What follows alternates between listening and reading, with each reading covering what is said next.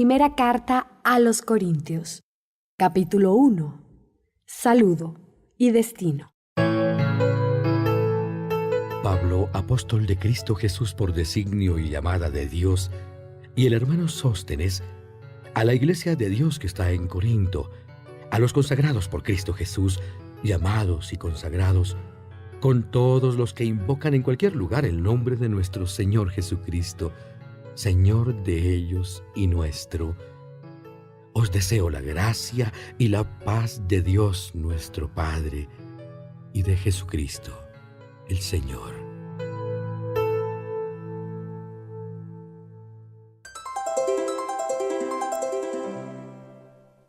Acción de gracias. No ceso de dar gracias a Dios por la generosidad que ha tenido con vosotros. Por medio de Cristo Jesús os ha enriquecido en todo, en el saber y en el hablar, de tal manera que el testimonio de Cristo se ha consolidado en vosotros. De este modo no carecéis de ningún carisma, mientras esperáis la manifestación de nuestro Señor Jesucristo. Él los mantendrá firmes hasta el fin, para que nadie os pueda reprochar nada el día de la venida de nuestro Señor Jesucristo. Dios es fiel, y Él os ha llamado a vivir en unión con su Hijo Jesucristo, nuestro Señor.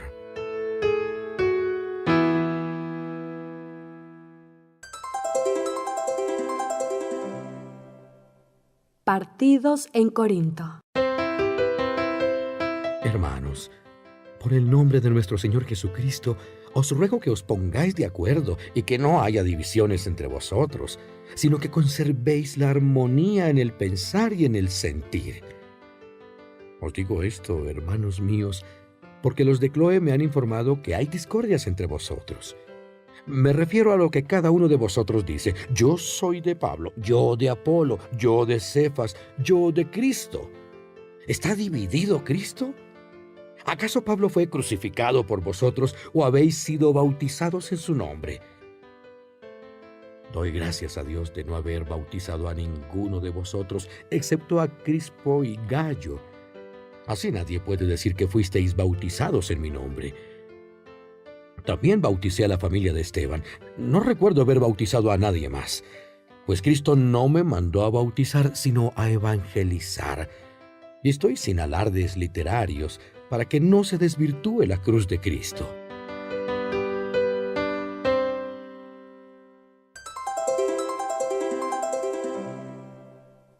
La sabiduría del mundo y la de Dios. Porque el lenguaje de la cruz es una locura para los que se pierden, pero para nosotros, que nos salvamos, es poder de Dios. Pues dice la Escritura: inutilizaré la sabiduría de los sabios y anularé la inteligencia de los inteligentes. ¿Dónde está el sabio? ¿Dónde el maestro? ¿Dónde el estudioso de este mundo? Dios ha convertido en tontería la sabiduría del mundo. El mundo, con su propia sabiduría, no reconoció a Dios en la sabiduría manifestada por Dios en sus obras. Por eso Dios ha preferido salvar a los creyentes por medio de una doctrina que parece una locura, porque los judíos piden milagros y los griegos buscan sabiduría. Pero nosotros anunciamos a Cristo crucificado, escándalo para los judíos y locura para los paganos, pero poder y sabiduría de Dios para los llamados judíos o griegos. Pues la locura de Dios es más sabia que los hombres, y la debilidad de Dios más fuerte que los hombres. Considerad, si no, hermanos, vuestro grupo de llamados. No hay muchos sabios, ni muchos poderosos, ni muchos nobles.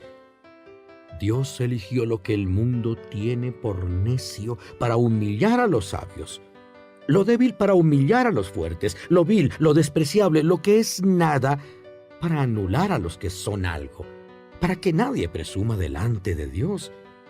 Por Él vosotros estáis en Cristo Jesús, el cual de parte de Dios se ha hecho para nosotros sabiduría, justicia, santificación y redención, para que, como dice la Escritura, el que quiera presumir de algo, que presuma de lo que ha hecho el Señor. Primera carta a los Corintios, capítulo 2. Predicación de San Pablo. Hermanos, cuando llegué a vuestra ciudad, llegué anunciándoos el misterio de Dios, no con alardes de elocuencia o de sabiduría, pues nunca entre vosotros me precié de saber otra cosa que a Jesucristo y a Jesucristo crucificado. Me presenté ante vosotros débil y temblando de miedo, y mi palabra y mi predicación no se basaban en la elocuencia persuasiva de la sabiduría, sino en la demostración del poder del Espíritu, para que vuestra fe no se fundase en la sabiduría humana, sino en el poder de Dios. Entre los formados usamos la sabiduría, pero no la de este mundo, ni la de los gobernantes pasajeros de este mundo, una sabiduría divina, misteriosa, oculta, que Dios destinó para nuestra gloria antes de crear el mundo. Esto no lo entendieron los gobernantes de este mundo, pues si lo hubieran entendido, no habrían crucificado al Señor de la gloria. Pero como dice la Escritura, lo que el ojo no vio, lo que el oído no oyó, lo que ningún hombre imaginó, eso preparó Dios para los que le aman. Y a nosotros nos lo manifestó Dios por medio de su Espíritu, pues el Espíritu lo penetra todo, hasta las cosas más profundas de Dios. ¿Qué hombre, en efecto, conoce lo íntimo del hombre, sino el espíritu del hombre que está en él? De la misma manera, nadie conoce las cosas de Dios, sino el Espíritu de Dios. Y nosotros no hemos recibido el espíritu del mundo, sino el Espíritu que viene de Dios, para que conozcamos lo que Dios generosamente nos ha dado. Hablamos de esto con un lenguaje que no nos ha enseñado la sabiduría humana, sino el Espíritu que expresa las cosas espirituales en términos espirituales. El hombre mundano no acepta las cosas del Espíritu de Dios, son locura para él, y no puede entenderlas, ya que hay que juzgarlas espiritualmente. El espiritual, por el contrario, lo juzga todo, y a él nadie le juzga. Porque ¿quién conoció el pensamiento del Señor para poder enseñarlo? Pero nosotros poseemos el pensamiento de Cristo. Primera carta a los Corintios, capítulo 3. San Pablo justifica su predicación.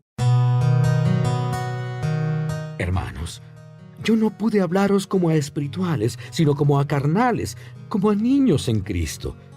Os di a beber leche, no alimento sólido, porque no lo podíais soportar, ni podéis todavía, pues aún sois carnales. Desde el momento que hay envidias y discordias entre vosotros, ¿no es porque aún sois carnales y vivís lo humano? Porque cuando uno dice, yo soy de Pablo, y otro, yo de Apolo, ¿no procedéis de una manera puramente humana?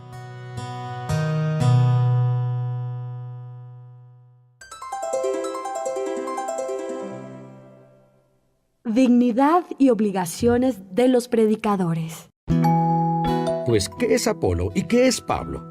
Simples servidores, por medio de los cuales habéis abrazado la fe según la medida que Dios ha repartido a cada uno.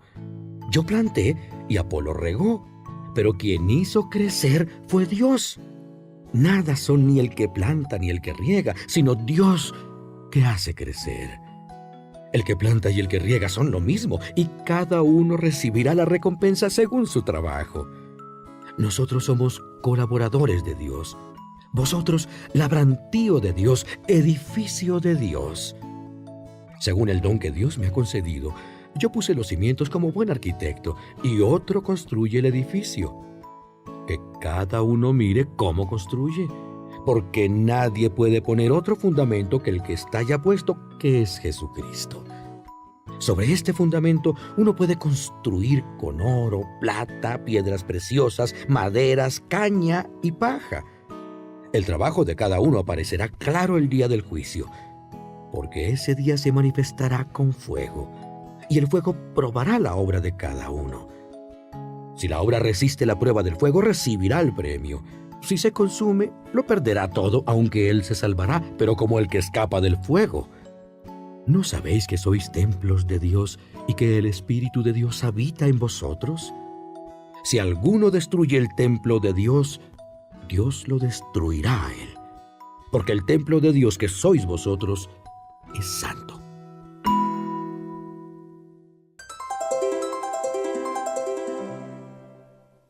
Verdadera sabiduría.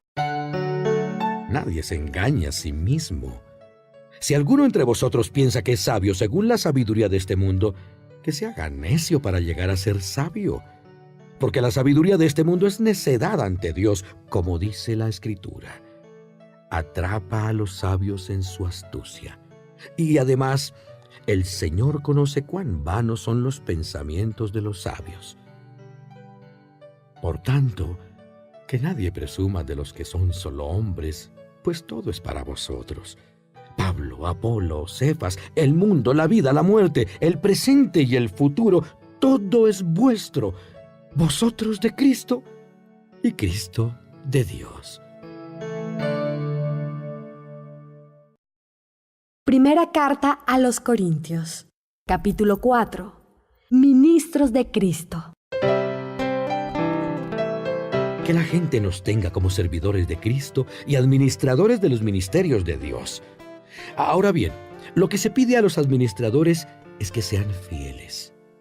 A mí poco me importa ser juzgado por vosotros o por un tribunal humano, ni yo mismo me juzgo. No me siento culpable de nada, pero no por esto quedo justificado, porque quien me juzga es el Señor. Así pues, nada juzguéis antes de tiempo, hasta que venga el Señor, que iluminará los escondrijos de las tinieblas y pondrá de manifiesto las intenciones del corazón. Y entonces cada uno recibirá de Dios la alabanza que merezca. Hermanos, me he aplicado esto a mí y a Apolo para que aprendáis a no ir más allá de lo que está escrito, a fin de que nadie se apasione por uno con detrimento para el otro. Pues ¿quién te hace a ti superior? ¿Y qué tienes que no hayas recibido? Y si lo has recibido, ¿por qué presumes como si no lo hubieras recibido? Ya estáis satisfechos, ya sois ricos, habéis llegado a reinar sin nosotros. Ojalá reinases de verdad para que reinásemos con vosotros. Pues creo que Dios nos ha presentado a nosotros, los apóstoles, como lo último, como condenados a muerte, porque hemos llegado a ser el espectáculo del mundo, de los ángeles y de los hombres. Nosotros tontos por Cristo, vosotros sabios en Cristo, nosotros débiles, vosotros fuertes, vosotros honrados, nosotros despreciados. Hasta ahora padecemos hambre, sed y falta de ropa. Somos abofeteados, andamos errantes y nos fatigamos trabajando con nuestras propias manos. Nos insultan y bendecimos. Nos persiguen y aguantamos.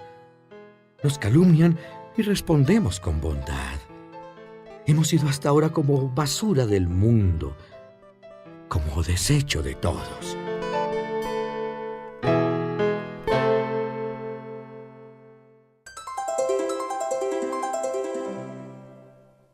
Exhortación paternal. No os escribo esto para avergonzaros, sino para amonestaros como a hijos míos muy queridos. Porque aunque tuvierais 10,000 pedagogos que os hablen de Cristo, no tendríais muchos padres, pues por medio del Evangelio yo os he engendrado en Cristo Jesús. Os suplico, por tanto, que sigáis mi ejemplo. Por esto os he enviado a Timoteo, hijo mío muy querido y fiel en el Señor, quien os recordará mis normas de conducta en Cristo Jesús y lo que enseño por doquier en todas las iglesias. Algunos se han llenado de orgullo pensando que no volveré a veros, pero iré a veros y pronto, si el Señor quiere. Entonces me enteraré no de la palabrería de estos engreídos, sino de su valor, porque el reino de Dios no consiste en la palabrería, sino en la virtud. ¿Qué queréis? ¿Que vaya con la vara o con amor y con ternura? Primera carta a los Corintios, capítulo 5. El caso del incestuoso. ¿Es cosa pública entre vosotros la deshonestidad? Y tal deshonestidad que no se encuentra ni entre los paganos, hasta el punto de convivir uno con la mujer de su padre. y vosotros estáis orgullosos en vez de manifestar intenso dolor para que desaparezca de entre vosotros el que tal acto ha cometido. Pues yo, por mi parte, corporalmente ausente, pero espiritualmente presente, he dictado ya mi sentencia sobre el que está actuando así. Que congregados en nombre de nuestro Señor Jesucristo, vosotros y mi espíritu, y con el poder de Jesús, Señor nuestro, este tal se ha entregado a Satanás, con el fin de que, aunque quede corporalmente destrozado, pueda salvarse el día del Señor. La cosa no es para que os sintáis orgullosos. ¿No sabéis que un poco de levadura hace fermentar toda la masa? Echad fuera la vieja levadura para hacer una masa nueva, puesto que sois panes sin levadura, porque Cristo, nuestro Cordero Pascual, ya ha sido inmolado. Así que celebremos la fiesta, no con levadura vieja, con levadura de malicia y de maldad, sino con panes sin levadura, panes de sinceridad y de verdad. Os dije en mi carta que no tratéis con los lujuriosos, pero no me refería de un modo absoluto a todos los lujuriosos de este mundo, a todos los avaros, ladrones o idólatras, pues en tal caso tendríais que salir de este mundo. Lo que os decía es que no tratéis con el que presume de cristiano y es lujurioso, avaro, idólatra, calumniador, borracho o ladrón. Con estos, ni comer.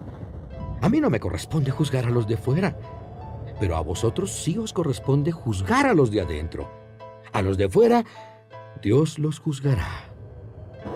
Echad de entre vosotros al malvado.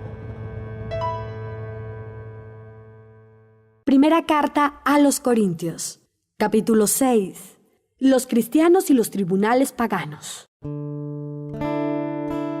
Cuando tenéis un pleito con otro, ¿por qué lleváis el asunto a un tribunal pagano y no lo resolvéis entre los creyentes?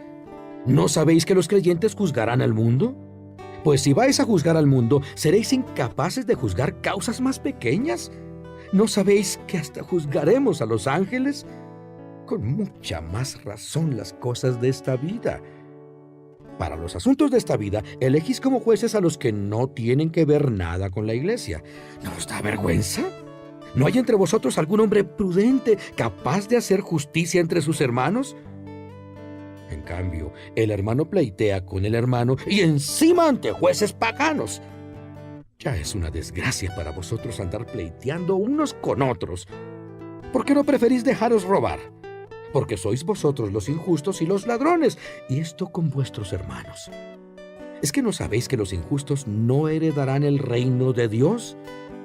No os engañéis, ni los lujuriosos, ni los idólatras, ni los adúlteros, ni los afeminados, ni los invertidos, ni los ladrones, ni los avaros, ni los borrachos, ni los difamadores, ni los salteadores heredarán el reino de Dios.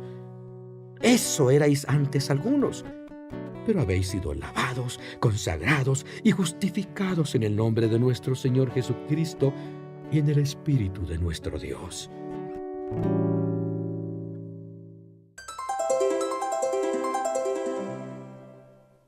Malicia de la deshonestidad. Dicen por ahí, todo me está permitido, pero no todo es conveniente. Todo me está permitido, pero no me haré esclavo de nada. Los manjares para el estómago y el estómago para los manjares, pero Dios exterminará ambas cosas. El cuerpo no es para la lujuria, sino para el Señor, y el Señor para el cuerpo. Dios resucitó al Señor y nos resucitará también a nosotros con su poder. ¿No sabéis que vuestros cuerpos son miembros de Cristo? ¿Y voy yo a usar los miembros de Cristo para hacerlos miembros de una prostituta? ¡Jamás! ¿No sabéis que quien se une a una prostituta se hace un solo cuerpo con ella? Pues como dice la Escritura, los dos serán una sola carne. Pero el que se une al Señor es un solo espíritu con Él. Huid de la lujuria. Cualquier otro pecado cometido por el hombre queda fuera del cuerpo, pero el pecado de lujuria daña al propio cuerpo. ¿No sabéis que vuestro cuerpo es templo del Espíritu Santo que habita en vosotros y que habéis recibido de Dios? Ya no os pertenecéis a vosotros mismos, habéis sido comprados a gran precio. Glorificad, pues, a Dios en vuestro cuerpo. Primera carta a los Corintios, Capítulo 7. Matrimonio y virginidad. Sobre lo que me habéis escrito, os digo lo siguiente. Está bien renunciar al matrimonio, pero para evitar la lujuria, que cada uno tenga su mujer y cada mujer su marido. Tanto el marido como la mujer deben cumplir la obligación conyugal. La mujer no es dueña de su cuerpo, sino el marido. Igualmente el marido no es dueño de su cuerpo, sino la mujer. No os neguéis el uno al otro esa obligación, a no ser de común acuerdo y por cierto tiempo para dedicaros a la oración. Después volved de nuevo a juntaros, para que no os tiente Satanás si no podéis guardar continencia. Esto os lo digo como concesión, no como mandato, pues yo quisiera que todos los hombres fuesen como yo, pero cada uno tiene de Dios su propio don, unos de una manera, otros de otra. A los solteros y a las viudas que se queden como yo, pero si no pueden guardar continencia, que se casen. Es mejor casarse que consumirse de pasión. A los casados les mando, es decir, no yo, sino el Señor, que la mujer no se separe del marido. Y si se separa, que no se case o que se reconcilie con su marido, y que el marido no se divorcie de la mujer.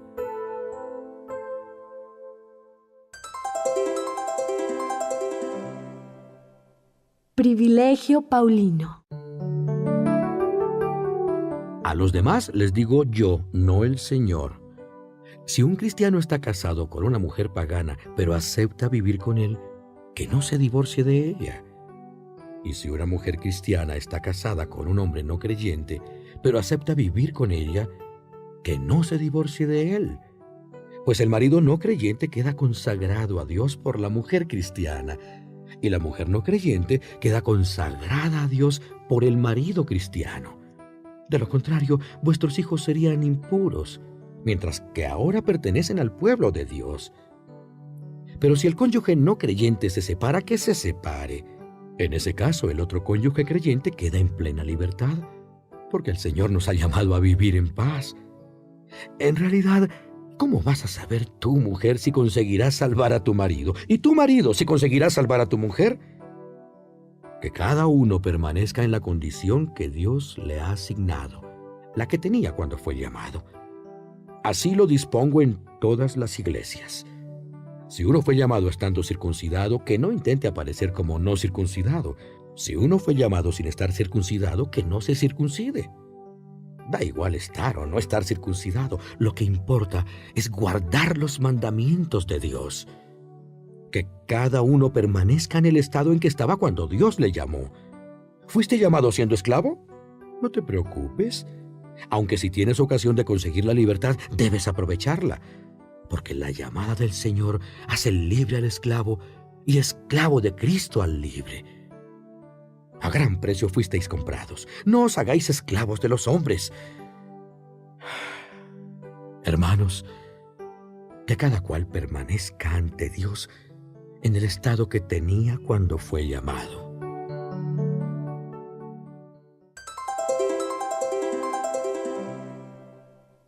La virginidad es más excelente que el matrimonio.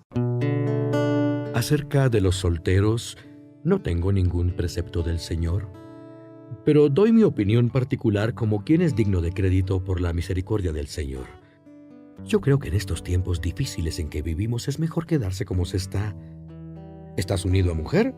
No busques la separación. ¿Estás soltero? No te cases. Pero si te casas, no pecas. Y si una mujer soltera se casa, tampoco peca. Lo que pasa es que yo quisiera evitaros los problemas que vais a tener en el matrimonio.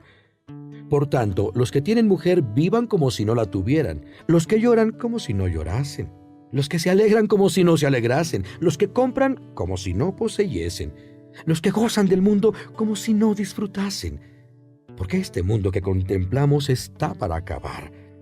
Os quiero libres de preocupaciones. El soltero se preocupa de las cosas del Señor y de cómo agradarle. El casado se preocupa de las cosas del mundo y de cómo agradar a la mujer. Está, pues, dividido. La mujer no casada y la joven soltera Se preocupan de las cosas del Señor y se consagran a Él en cuerpo y alma. Pero la que está casada se preocupa de las cosas del mundo y de cómo agradar a su marido. Os digo esto para vuestro bien, no para tenderos un lazo, sino mirando a lo más perfecto y a lo que os unirá enteramente con el Señor.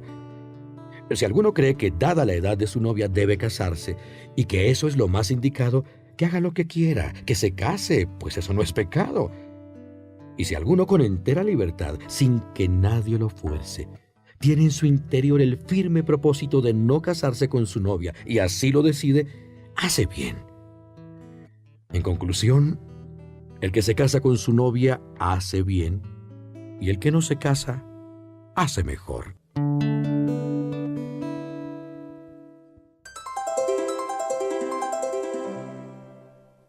Licitud de las segundas nupcias. La mujer está ligada todo el tiempo que vive su marido, pero si el marido se muere, queda libre para casarse con quien quiera, con tal que sea cristiano. Pero, a mi parecer, será más feliz si continúa como está. Esta es mi opinión, y creo que yo también tengo el Espíritu de Dios. Primera carta a los Corintios, capítulo 8. No es pecado comer las carnes inmoladas a los ídolos. Sobre la carne ofrecida en sacrificio a los ídolos, está claro que todos tenemos la ciencia suficiente, pero la ciencia envanece. Lo único verdaderamente provechoso es el amor. Si alguno cree que sabe algo, no lo sabe como debía saber, pero el que ama a Dios, ese es conocido por Él. Viniendo pues a lo de la comida de las carnes ofrecidas en sacrificio a los ídolos, sabemos que los ídolos no son nada en el mundo y que no hay más Dios que uno solo. Pues aunque hay esos llamados dioses tanto en el cielo como en la tierra, y en ese sentido hay muchas divinidades y muchos señores, para nosotros hay un solo Dios, el Padre, del que proceden todas las cosas y por el que hemos sido creados, y un solo Señor Jesucristo, por quien existen todas las cosas y por el que también nosotros existimos. Pero no todos saben esto, pues algunos, acostumbrados hasta ahora a adorar a los ídolos, comen las carnes pensando que están consagradas a los ídolos, y su conciencia, que no está bien formada, les hace sentirse culpables.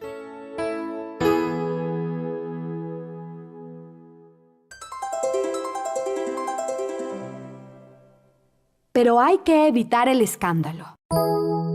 No es la comida la que nos acerca a Dios. Por comer o por no comer no somos ni menos ni más. Pero procurad que vuestra libertad no sirva de escándalo a los débiles en la fe. Si tú que tienes conocimiento claro de todo esto, te sientas a comer carne ofrecida en sacrificio a los ídolos, ¿no podrás inducir a que otro con la conciencia insegura se decida también a comer esa carne? Así tú, con tu conocimiento claro, has echado a perder a ese hermano poco formado todavía, por el que Cristo murió. De este modo pecáis contra los hermanos al hacer daño a su conciencia aún no formada y contra el mismo Cristo. Por tanto, si una comida escandaliza a mi hermano, jamás comeré carne para no escandalizarle. Primera carta a los Corintios, capítulo 9. El ejemplo de San Pablo. ¿No soy libre? ¿No soy apóstol? ¿Es que no he visto a Jesús, Señor nuestro? ¿No sois vosotros mi obra en el Señor? Si para otros no soy apóstol, para vosotros ciertamente lo soy. Pues vosotros sois en el Señor el sello de mi apostolado. Esta es mi respuesta a los que me critican. ¿Es que no tenemos derecho a comer y a beber? ¿No tengo derecho a llevar conmigo una mujer cristiana como los demás apóstoles, los hermanos del Señor y hasta el mismo Pedro? ¿O es que solo Bernabé y yo tenemos obligación de trabajar? ¿Cuándo se ha visto que un militar haga la guerra a sus expensas? ¿Quién planta una viña y no come de su fruto? ¿Quién apacienta un rebaño y no toma leche del rebaño? ¿Hablo solo con criterio humano o lo dice también la ley? Porque en la ley de Moisés está escrito: no pondrás bozal al buey que trilla. ¿Es que Dios se preocupa de los bueyes? ¿O lo dice evidentemente por nosotros? Sí, se dice por nosotros, porque tanto el que labra la tierra como el que trilla el grano lo hacen con la esperanza de recibir parte de la cosecha. Si sembramos en vosotros bienes espirituales, ¿es mucho que recojamos bienes materiales? Si otros usan este derecho con vosotros, ¿por qué y con más razón no podemos usarlo nosotros? Pero no hemos usado este derecho y lo hemos soportado todo para no poner obstáculo alguno al Evangelio de Cristo. ¿No sabéis que los que ejercen funciones sagradas viven del templo y los que sirven al altar del altar participan? Así también el Señor ordenó a los que anuncian el Evangelio que vivan del Evangelio. Pero yo no he hecho uso de ninguno de estos derechos. Y no escribo esto para reivindicar estos derechos. Prefiero morir antes que verme privado de este glorioso título.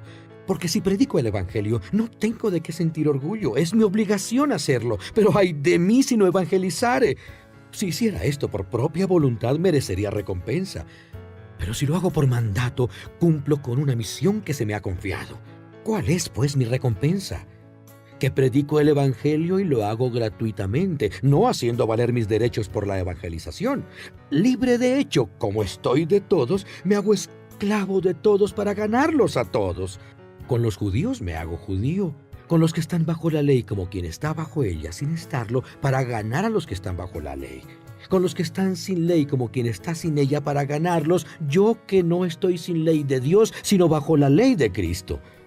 Con los débiles en la fe me hago débil para ganar a los débiles. Me hago todo para todos, para salvarlos a todos. Todo lo hago por el Evangelio, para participar de sus bienes. ¿No sabéis que los que corren en el estadio todos corren, pero solo uno consigue el premio? Corred de modo que lo conquistéis. Los atletas se privan de muchas cosas y lo hacen para conseguir una corona corruptible. En cambio nosotros, por una incorruptible. Yo no corro sin ton ni son, ni peleo como quien da golpes al aire, sino que me impongo una disciplina y domino mi cuerpo. No sea que después de predicar a los demás, yo quede descalificado.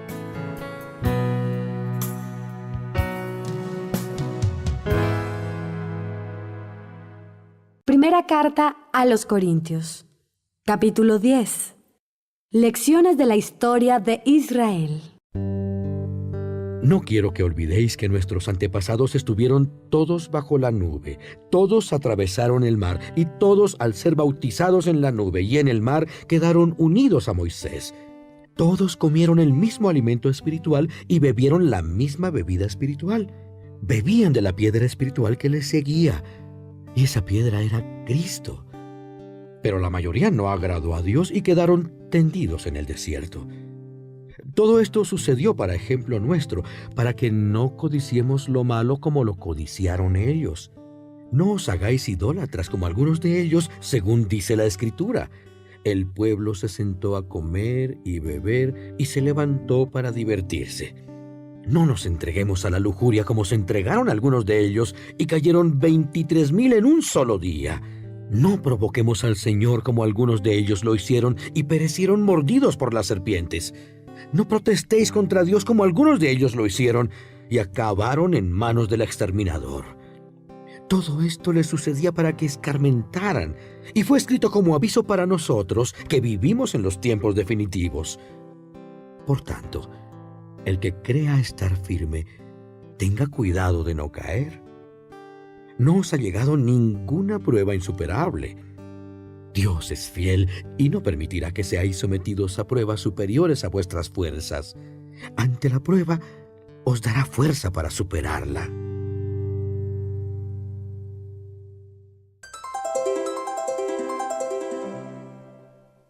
Los cristianos y los banquetes paganos. Por esto, queridos míos, huid de la idolatría. Os hablo como a personas inteligentes, juzgad lo que os digo. El cáliz de bendición que bendecimos, ¿no es la comunión con la sangre de Cristo? ¿Y el pan que partimos, no es la comunión con el cuerpo de Cristo? Puesto que solo hay un pan, todos formamos un solo cuerpo, pues todos participamos del mismo pan. Fijaos en el pueblo de Israel. ¿No quedan unidos al altar los que comen de las víctimas ofrecidas en él? ¿Quiero decir con esto que las víctimas ofrecidas y los ídolos son algo? No, pues los paganos ofrecen sus sacrificios a los demonios y no a Dios, y yo no quiero que entréis en comunión con los demonios. No podéis beber a la vez el cáliz del Señor y el de los demonios. No podéis participar a la vez de la mesa del Señor y de la de los demonios. ¿O queremos provocar celos al Señor? ¿Somos acaso más fuertes que Él?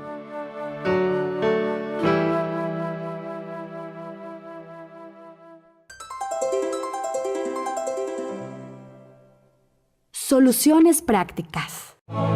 Siguen insistiendo. Todo está permitido, pero no todo es conveniente. Todo está permitido, pero no todo es provechoso. Que nadie busque su propio interés, sino el de los demás. Comed todo lo que se vende en el mercado sin andar averiguando nada por motivos de conciencia, pues del Señor es la tierra y cuanto la llena. Si algún pagano os invita y queréis ir, comed todo lo que os presente sin más averiguaciones por motivos de conciencia. Pero si alguno os dice, esto ha sido ofrecido a los ídolos, no comáis en atención al que lo dijo y por motivos de conciencia. No de tu conciencia, sino la del otro. Pues, ¿por qué mi libertad ha de ser juzgada por conciencia ajena? Si yo doy gracias a Dios al comerlo, ¿qué razón hay para que me critiquen porque lo coma? Ya comáis, ya bebáis, hagáis lo que hagáis, hacedlo todo para gloria de Dios.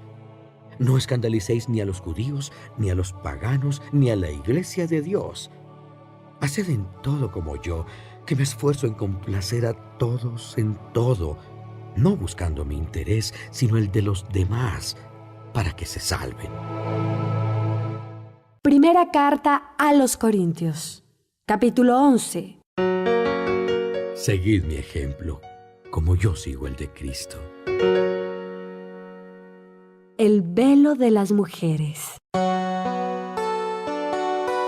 Os felicito porque os acordáis siempre de mí y conserváis las tradiciones tal como os las transmití. Quiero que sepáis que la cabeza de todo hombre es Cristo, que la cabeza de la mujer es el hombre y la cabeza de Cristo, Dios. El hombre que ora o profetiza con la cabeza cubierta deshonra a Cristo, que es su cabeza. Y la mujer que ora o profetiza con la cabeza descubierta deshonra al marido, que es su cabeza, exactamente igual que si se la hubiera rapado. Por tanto, si una mujer no quiere llevar velo, que se corte el pelo al cero. Y si es vergonzoso para una mujer cortarse el pelo o raparse la cabeza, que lleve velo. El hombre no debe cubrirse la cabeza porque es imagen y gloria de Dios, pero la mujer es gloria del hombre. Pues el hombre no procede de la mujer, sino la mujer del hombre. El hombre no fue creado para la mujer, sino la mujer para el hombre. Por esto la mujer debe llevar en la cabeza una señal de sujeción por respeto a los ángeles. Pero entre cristianos debemos reconocer que la mujer depende del hombre y el hombre de la mujer. Porque así como la mujer procede del hombre, así también el hombre nace de la mujer y todo viene de Dios. Juzgad vosotros mismos. ¿Es decente que la mujer ore a Dios con la cabeza descubierta? ¿No os enseña la misma naturaleza que es una vergüenza que el hombre se deje el pelo largo, mientras que para la mujer eso es un orgullo? El pelo largo que tiene le sirve de velo. Pero si alguno quiere discutir este asunto, sepa que nosotros y la Iglesia no tenemos esta costumbre.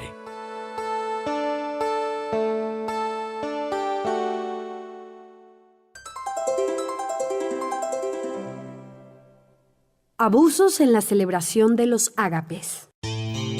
Al daros estos consejos no puedo felicitaros, pues al parecer vuestras reuniones en lugar de haceros bien os hacen daño.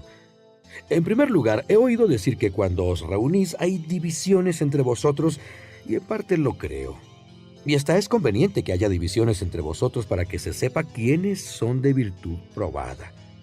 Cuando os reunís en común, ya no es eso comer la cena del Señor, porque cada cual se adelanta a comer su propia cena, y mientras uno pasa hambre, otro se emborracha. ¿Es que no tenéis vuestra casa para comer y beber? ¿O es que despreciáis a la iglesia y queréis dejar en vergüenza a los que no tienen? ¿Qué os voy a decir? ¿He de felicitaros? En esto no os puedo felicitar.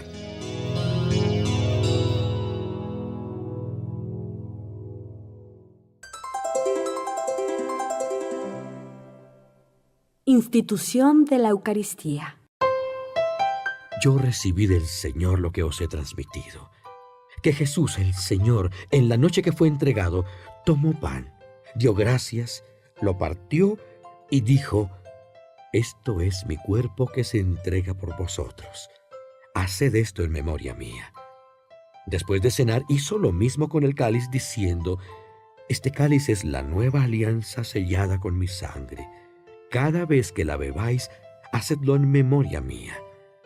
Pues siempre que coméis este pan y bebéis este cáliz, anunciáis la muerte del Señor hasta que vuelva. Por eso, el que come del pan o bebe del cáliz del Señor indignamente, será reo del cuerpo y de la sangre del Señor.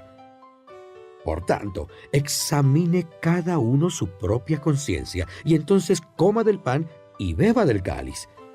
Porque el que come y bebe sin considerar que se trata del cuerpo del Señor, come y bebe su propia condenación. Por eso muchos de vosotros estáis enfermos y débiles, y otros han muerto. Si nos examinásemos a nosotros mismos, no seríamos castigados. Y si el Señor nos castiga, es para corregirnos y para que no seamos condenados con el mundo. Por tanto, hermanos míos, cuando os reunáis para la cena, esperaos unos a otros. Y si alguno tiene hambre, que coma en su casa, y que en vuestras reuniones no haya motivo alguno para castigaros. Lo demás lo arreglaré a mi llegada. Primera carta a los Corintios, capítulo 12. Los dones espirituales. Hermanos, no quiero que ignoréis lo tocante a los dones espirituales. Sabéis bien que cuando erais paganos os dejabais arrastrar irresistiblemente por los ídolos mudos. Por eso os manifiesto que nadie, movido por el Espíritu de Dios, puede decir: «Maldito sea Jesús». Y nadie puede decir: «Jesús es el Señor», si no es movido por el Espíritu. Hay diversidad de dones espirituales, pero el Espíritu es el mismo. Diversidad de funciones, pero el mismo Señor. Diversidad de actividades, pero el mismo Dios que lo hace todo en todos. A cada cual se le da la manifestación del Espíritu para el bien común. Así, el Espíritu a uno le concede hablar con sabiduría, a otro por el mismo Espíritu hablar con conocimiento profundo. El mismo Espíritu a uno le concede el don de la fe, a otro el poder de curar a los enfermos, a otro el don de hacer milagros, a otro el decir profecías, a otro el saber distinguir entre los espíritus falsos y el espíritu verdadero, a otro hablar lenguas extrañas y a otros saber interpretarlas. Todo esto lo lleva a cabo el único y mismo Espíritu, repartiendo a cada uno sus dones como quiere.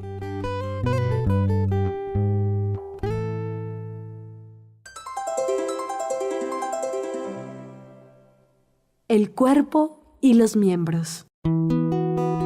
Del mismo modo que el cuerpo es uno, aunque tiene muchos miembros, y todos los miembros del cuerpo, con ser muchos, forman un cuerpo, así también Cristo. Porque todos nosotros, judíos y griegos, esclavos y libres, fuimos bautizados en un solo espíritu para formar un solo cuerpo.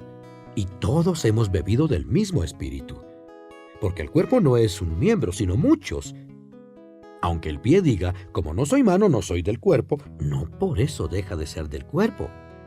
Aunque el oído diga: «Como no soy ojo, no soy del cuerpo», no por eso deja de ser cuerpo.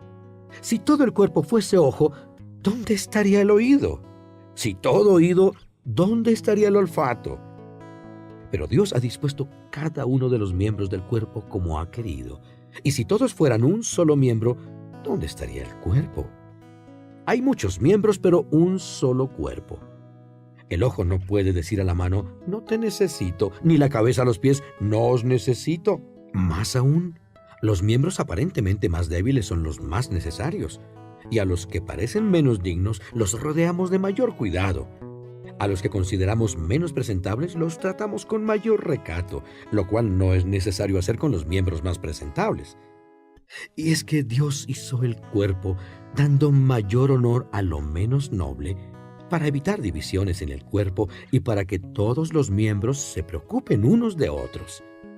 Así, si un miembro sufre, con él sufren todos los miembros. Si un miembro recibe una atención especial, todos los miembros se alegran.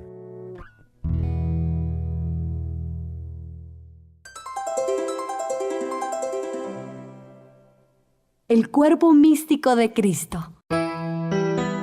Ahora bien, vosotros sois el cuerpo de Cristo y cada uno por su parte es miembro de ese cuerpo.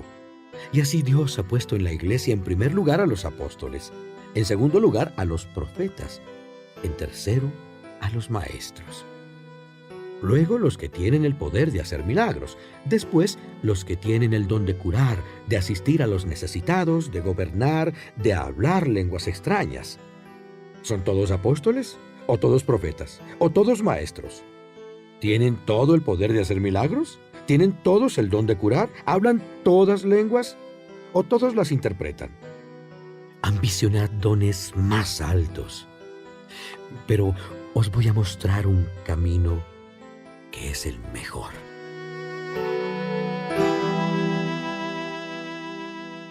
Primera carta a los Corintios, capítulo 13. Canto al amor.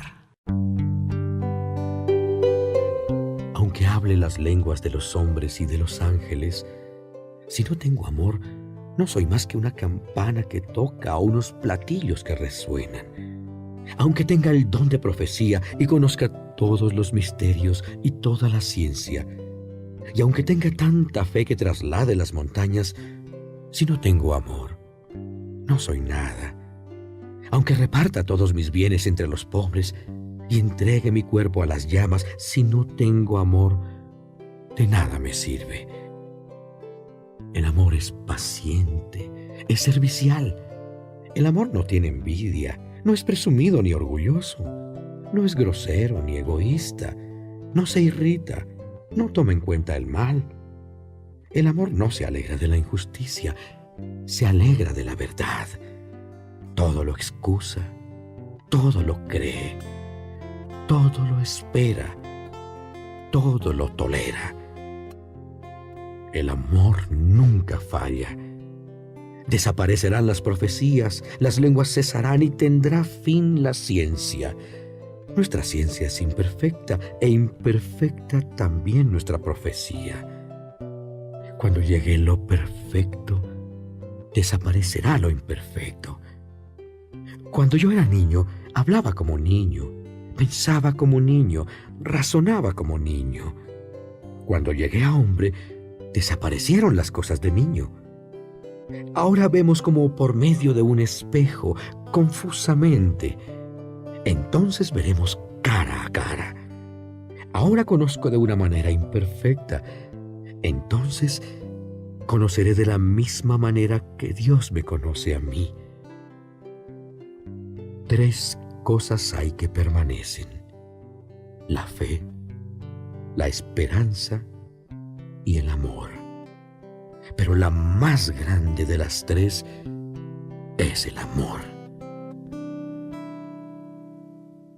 Primera carta a los Corintios, capítulo 14.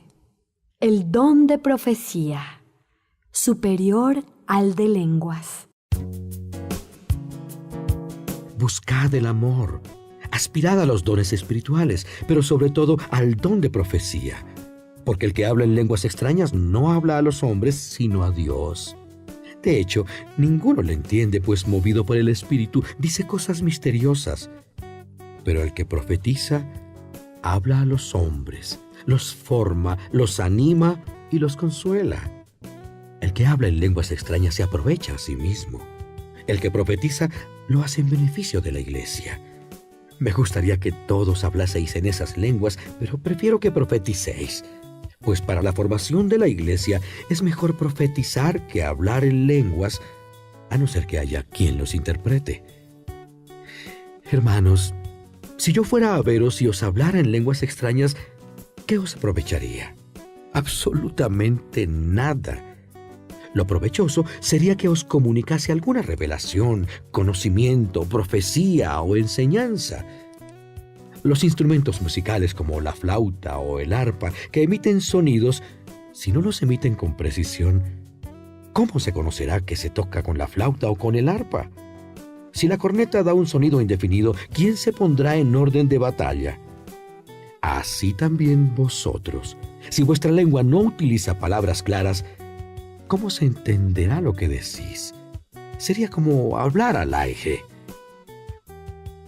En el mundo hay muchos idiomas, pero todos tienen sentido. Si yo desconozco el significado de las palabras, ni yo le entenderé a él, ni él a mí. Así pues, ya que ambicionáis los dones espirituales, procurad tener los que sirven para la formación de la iglesia.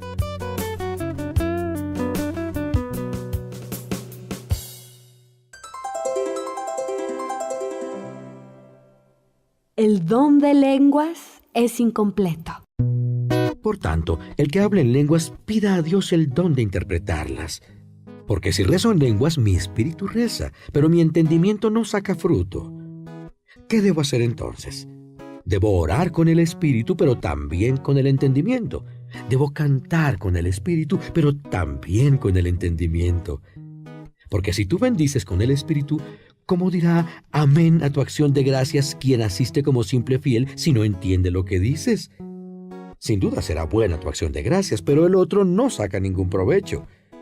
Doy gracias a Dios de hablar en lenguas más que vosotros, pero prefiero hablar en la iglesia 5 palabras con sentido para instruir a los demás que 10,000 palabras en lenguas. Hermanos, no seáis como niños en vuestros pensamientos. Sed como niños en lo que se refiere al mal, pero como hombres adultos en vuestra manera de pensar. Está escrito en la ley: hablaré a este pueblo en lenguas extrañas y por boca de extranjeros, y ni aun así me escucharán, dice el Señor. Así que las lenguas son una señal, no para los fieles, sino para los paganos. En cambio, la profecía, no para los paganos, sino para los fieles. Supongamos que se reúne toda la iglesia y que todos hablan en lenguas extrañas. Si entra un simple fiel o un incrédulo, ¿no dirán que estáis locos? Pero si todos estáis hablando en nombre de Dios, ese simple fiel o incrédulo, por lo que oye a todos, puede recapacitar, examinarse a sí mismo y convencerse de su pecado. Quedarán al descubierto sus secretos íntimos y, postrado de rodillas, adorará a Dios y proclamará que Dios está verdaderamente entre vosotros.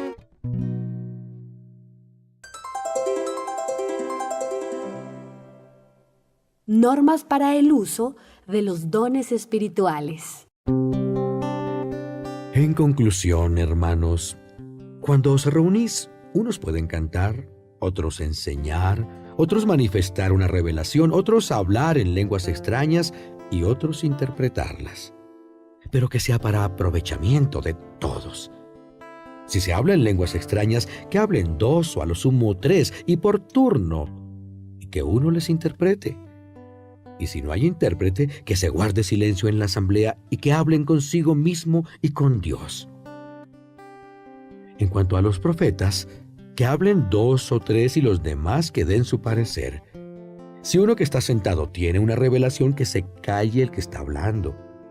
Podéis profetizar todos, pero uno por uno, para que todos aprendan y se animen. Los que hablan en nombre de Dios deben estar sometidos a los que tienen ese don, pues Dios es Dios de paz y no de confusión. Como en todas las demás iglesias cristianas, las mujeres en las reuniones que se callen, pues no les está permitido hablar. Deben estar sometidas a sus maridos, como dice la ley. Y si quieren aprender algo, que pregunten en casa a sus maridos, pues no está bien que la mujer hable en la asamblea. La palabra de Dios no ha salido de vosotros, ni vosotros sois los únicos que la habéis recibido. Si alguno se tiene por profeta o por hombre de espíritu, sabrá que lo que os escribo es mandato del Señor. Y si no lo sabe, que no lo sepa. En resumen, hermanos, ambicionad el don de profecía y no impidáis hablar en lenguas, pero hágase todo con decoro y orden. Primera carta a los Corintios, capítulo 15. La resurrección de Cristo. Hermanos, os recuerdo el Evangelio que os anuncié, el que aceptasteis, en el que permanecéis firmes y por el que os salvaréis si lo retenéis tal y como os lo anuncié, pues de lo contrario habríais creído en vano. Os transmití en primer lugar lo que a mi vez yo recibí, que Cristo murió por nuestros pecados según las Escrituras, que fue sepultado y resucitó al tercer día según las Escrituras, y que se apareció a Pedro y luego a los 12. Se apareció también a más de 500 hermanos de una vez, de los que la mayoría viven todavía. Otros murieron. Luego se apareció a Santiago, después a todos los apóstoles, y después de todos, como a uno que nace antes de tiempo, también se me apareció a mí. Porque yo soy el menor de los apóstoles, indigno de ser llamado apóstol por haber perseguido a la iglesia de Dios. Pero por la gracia de Dios soy lo que soy. Y la gracia de Dios no ha sido estéril en mí, pues he trabajado más que los demás, pero no yo, sino la gracia de Dios conmigo. Pues bien, tanto ellos como yo, esto es lo que predicamos y lo que habéis creído.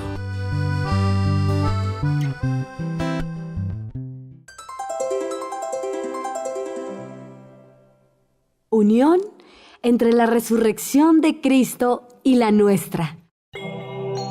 Ahora bien, si se predica que Cristo ha resucitado de entre los muertos, ¿cómo algunos de vosotros dicen que no hay resurrección de los muertos? Porque si no hay resurrección de los muertos, tampoco Cristo ha resucitado. Y si Cristo no ha resucitado, vana es nuestra predicación y vana nuestra fe. Incluso seríamos falsos testigos de Dios, pues contra Dios testificamos que ha resucitado a Cristo, mientras que no lo ha resucitado si los muertos no resucitan. Porque si los muertos no resucitan, tampoco Cristo ha resucitado. Y si Cristo no ha resucitado, vana es nuestra fe. Todavía estáis en vuestros pecados, y por tanto, los cristianos que han muerto están perdidos. Si lo que esperamos de Cristo es solo para esta vida, somos los hombres más desgraciados.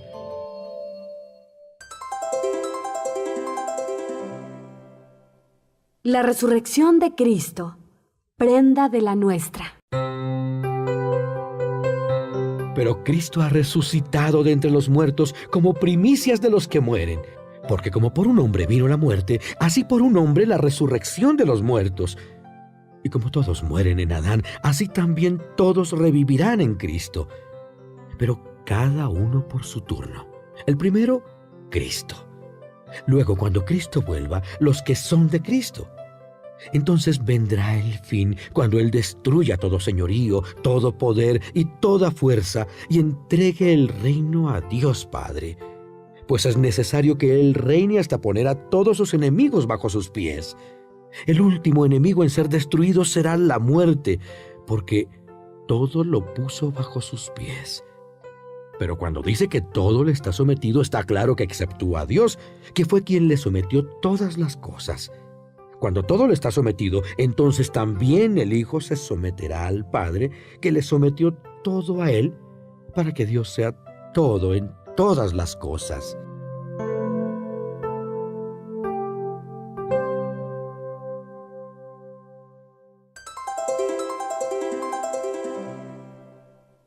Confirmación de la resurrección. Si no fuera así, ¿a qué bautizarse por los muertos? Si realmente los muertos no resucitan, ¿a qué bautizarse por ellos? ¿Y por qué exponernos nosotros al peligro a cada instante? Hermanos, os aseguro que todos los días estoy al borde de la muerte y que vosotros sois mi gloria en Cristo Jesús, Señor nuestro. Si luché con las fieras en Éfeso con miras humanas, ¿de qué me sirvió? Si los muertos no resucitan, comamos y bebamos que mañana moriremos. No os dejéis engañar. Las malas compañías corrompen las buenas costumbres. Entrad en razón y no pequéis, pues algunos tienen gran ignorancia de Dios. Os lo digo por vergüenza vuestra.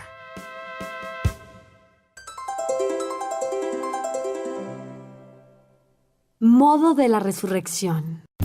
Alguno preguntará, ¿cómo resucitarán los muertos? ¿Con qué cuerpo? Necio, lo que tú siembras no germina sino muere, y lo que siembras no es la planta que ha de nacer, sino un sencillo grano de trigo, por ejemplo, o de alguna otra semilla. Y Dios le da el cuerpo que quiere y un cuerpo propio a cada semilla. No todos los cuerpos son iguales. Uno es el cuerpo de los hombres, otro el de los ganados, otro el de las aves y otro el de los peces. Hay cuerpos celestes y cuerpos terrestres, pero uno es el resplandor de los cuerpos celestes y el otro el de los terrestres. Uno es el resplandor del sol, otro el de la luna y otro el de las estrellas. Incluso cada estrella tiene un resplandor diferente. Eso mismo pasa con la resurrección de los muertos. Se siembra algo corruptible y resucita incorruptible. Se siembra una cosa despreciable y resucita gloriosa. Se siembra una cosa débil y resucita con fuerza. Se siembra un cuerpo animal y resucita un cuerpo espiritual. Si hay cuerpo animal, lo hay también espiritual. La Escritura dice, Adán, el primer hombre, fue creado un ser viviente. El último Adán como espíritu que da vida. Pero lo primero no es lo espiritual, sino lo animal, después lo espiritual. El primer hombre sacado de la tierra es terrestre, el segundo, por el contrario, del cielo. Como el terrestre, así son los terrestres. Como el celeste, así son los celestes. Y así como llevamos la imagen del terrestre, llevaremos también la del celeste. Hermanos, os digo que la carne y la sangre no pueden heredar el reino de Dios, ni lo corruptible heredará lo incorruptible. Ahora os voy a declarar un misterio. No todos moriremos, pero todos seremos transformados. En un momento, en un abrir y cerrar de ojos, al son de la última trompeta, pues sonará la trompeta, los muertos resucitarán incorruptos y nosotros seremos transformados. Porque esto corruptible ha de vestirse de incorruptibilidad y esto mortal de inmortalidad. Cuando esto corruptible se vista de incorruptibilidad y esto mortal de inmortalidad, entonces se cumplirá lo que dice la Escritura. La muerte ha sido destruida por la victoria. ¿Dónde está, muerte, tu victoria? ¿Dónde, muerte, tu aguijón venenoso? El aguijón de la muerte es el pecado, y la fuerza del pecado, la ley. Por esto, queridos hermanos, manteneos firmes, inconmovibles, trabajando más y más en la obra del Señor, sabiendo que el Señor no dejará sin recompensa vuestro trabajo.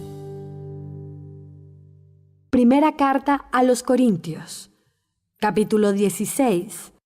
Colecta en favor de la Iglesia de Jerusalén.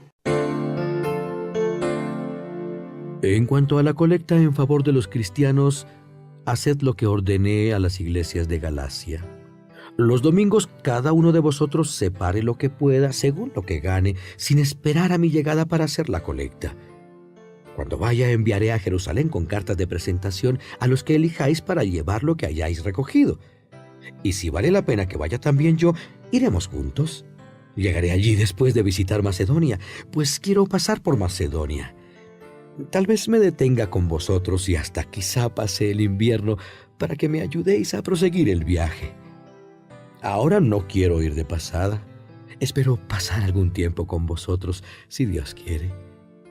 En Éfeso me quedaré hasta Pentecostés, pues se me ha abierto una puerta grande y prometedora para mi trabajo, aunque tengo muchos en contra.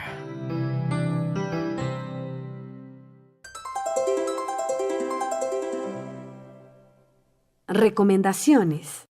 Si llega Timoteo, procurad que se sienta a gusto entre vosotros, pues trabaja como yo en la obra del Señor, que nadie le haga de menos. Ayudadle para que continúe el viaje y venga a verme, pues los hermanos y yo estamos esperándole. En cuanto al hermano Apolo, le insistí en que fuera con los hermanos a veros, pero ahora no ha querido ir en modo alguno. Irá cuando se le presente una buena oportunidad. Estad alerta. Permaneced firmes en la fe, sed hombres, sed fuertes, haced todo con amor. Hermanos, os voy a pedir un favor. Sabéis que la familia de Esteban fue la primera que se hizo cristiana en la región de Acaya y que se ha consagrado al servicio de los fieles. Sed deferentes con ellos y con cuantos como ellos trabajan y se afanan en esta obra. Me ha alegrado la visita de Esteban, Fortunato y Acaico, quienes han llenado el vacío de vuestra ausencia, tranquilizándome a mí como ahora lo harán a vosotros. A personas así debéis estar reconocidos.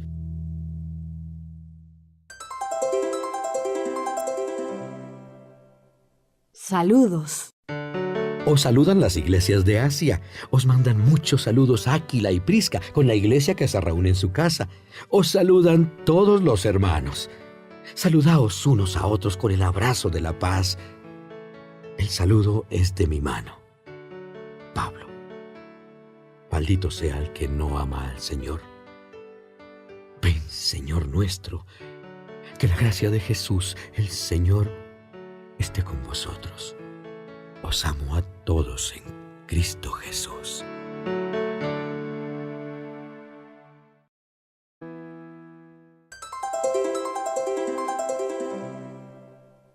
Partidos en Corinto.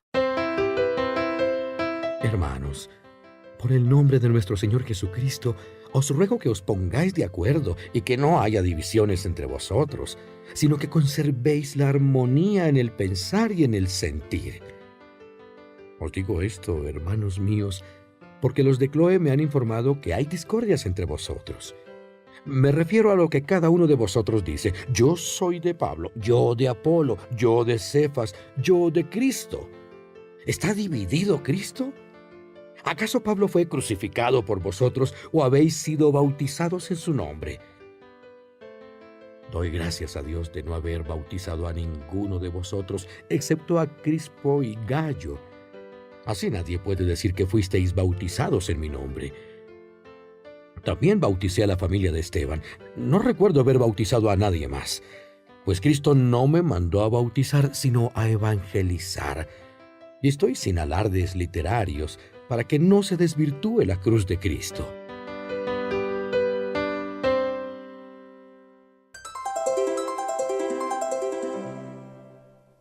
La sabiduría del mundo y la de Dios.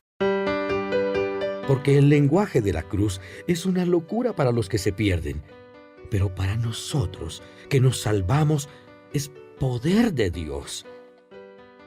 Pues dice la Escritura: inutilizaré la sabiduría de los sabios y anularé la inteligencia de los inteligentes.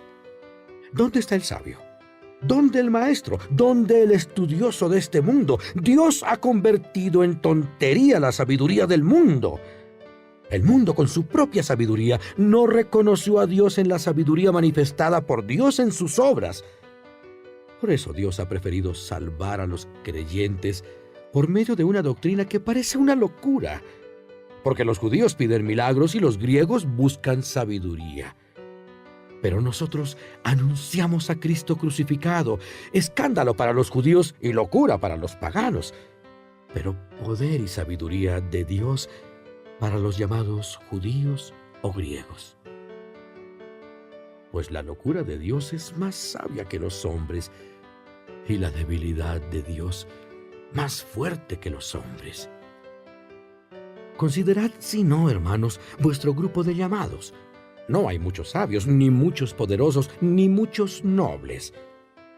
Dios eligió lo que el mundo tiene por necio para humillar a los sabios, lo débil para humillar a los fuertes, lo vil, lo despreciable, lo que es nada, para anular a los que son algo, para que nadie presuma delante de Dios.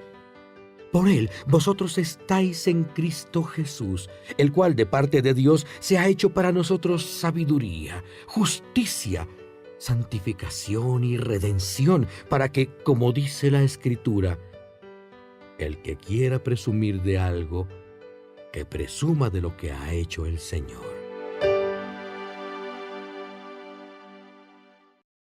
Primera carta a los Corintios, capítulo 2.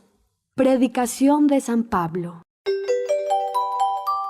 Hermanos, cuando llegué a vuestra ciudad, llegué anunciándoos el misterio de Dios, no con alardes de elocuencia o de sabiduría, pues nunca entre vosotros me precié de saber otra cosa que a Jesucristo y a Jesucristo crucificado. Me presenté ante vosotros débil y temblando de miedo, y mi palabra y mi predicación no se basaban en la elocuencia persuasiva de la sabiduría, sino en la demostración del poder del Espíritu, para que vuestra fe no se fundase en la sabiduría humana, sino en el poder de Dios. Entre los formados usamos la sabiduría, pero no la de este mundo, ni la de los gobernantes pasajeros de este mundo, una sabiduría divina, misteriosa, oculta, que Dios destinó para nuestra gloria antes de crear el mundo. Esto no lo entendieron los gobernantes de este mundo, pues si lo hubieran entendido, no habrían crucificado al Señor de la gloria. Pero como dice la Escritura, lo que el ojo no vio, lo que el oído no oyó, lo que ningún hombre imaginó, eso preparó Dios para los que le aman. Y a nosotros nos lo manifestó Dios por medio de su Espíritu, pues el Espíritu lo penetra todo, hasta las cosas más profundas de Dios. ¿Qué hombre, en efecto, conoce lo íntimo del hombre, sino el Espíritu del hombre que está en él? De la misma manera, nadie conoce las cosas de Dios, sino el Espíritu de Dios. Y nosotros no hemos recibido el Espíritu del mundo, sino el Espíritu que viene de Dios, para que conozcamos lo que Dios generosamente nos ha dado. Hablamos de esto con un lenguaje que no nos ha enseñado la sabiduría humana, sino el Espíritu que expresa las cosas espirituales.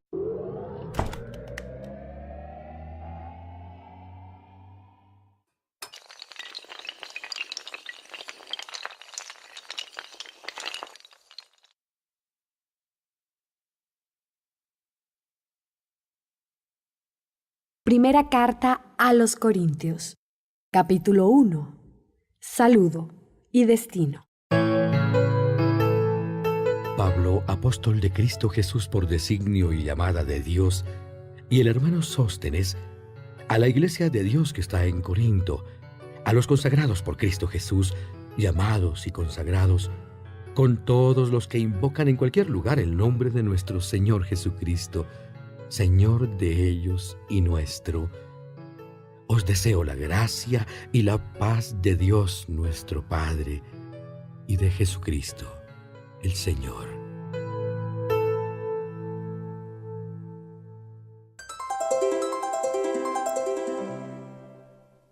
Acción de gracias. No ceso de dar gracias a Dios por la generosidad que ha tenido con vosotros.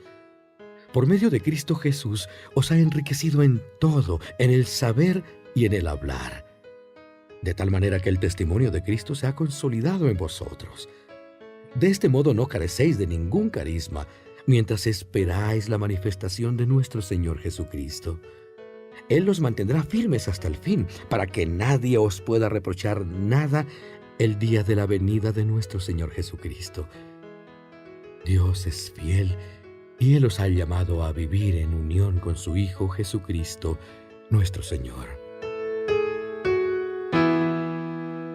En términos espirituales, el hombre mundano no acepta las cosas del Espíritu de Dios, son locura para él, y no puede entenderlas, ya que hay que juzgarlas espiritualmente. El espiritual, por el contrario, lo juzga todo, y a él nadie le juzga. Porque ¿quién conoció el pensamiento del Señor para poder enseñarlo? Pero nosotros poseemos el pensamiento de Cristo. Primera carta a los Corintios, capítulo 3. San Pablo justifica su predicación. Hermanos, yo no pude hablaros como a espirituales, sino como a carnales, como a niños en Cristo. Os di a beber leche, no alimento sólido, porque no lo podíais soportar, ni podéis todavía, pues aún sois carnales. Desde el momento que hay envidias y discordias entre vosotros, ¿no es porque aún sois carnales y vivís lo humano? Porque cuando uno dice, yo soy de Pablo, y otro, yo de Apolo, ¿no procedéis de una manera puramente humana?